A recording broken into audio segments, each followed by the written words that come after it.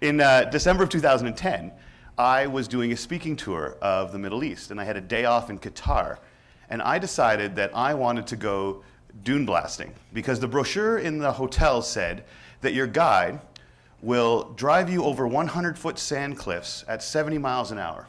But my favorite part of the brochure was that it said, and then he will help keep you alive overnight in the desert. And I said, that sounds confident enough for me, let's do that. So I wander out at 7 o'clock in the morning, and I meet my guide, and it's this man right here. Now, this is the only time throughout the entire course of the day that he was not smiling, because he said that the ladies like it when you look intense in photographs.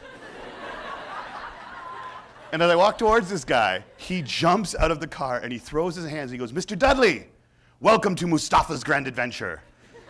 I am Mustafa. And I wanted to match his energy, so I idiotically went with this. Mustafa, like the Lion King. And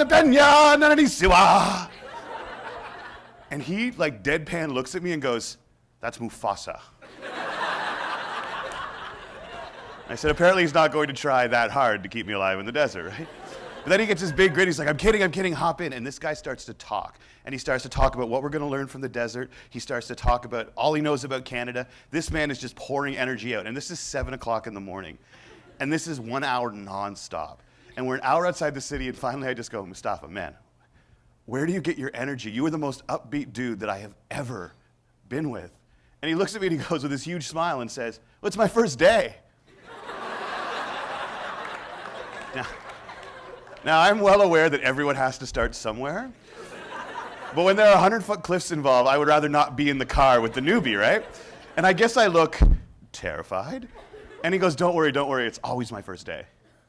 And I said, what do you mean? He goes, well, think about it. On your first day, you dress your best. You show up early. You really try to impress your boss. You're incredibly nice to your coworkers. You are never more committed to your job than you are on your first day. As a matter of fact, you are never more convinced that this is going to be the greatest job that you have ever had than you are on your first day. As soon as your second day starts, all of that starts to stop being quite so true. He said, 13 years ago I started this job, and I loved it, and I knew I was going to love it. And so I decided 13 years ago that I would never have a second day of work. So it has been my first day for 13 years. And I was so inspired by that way of looking at life.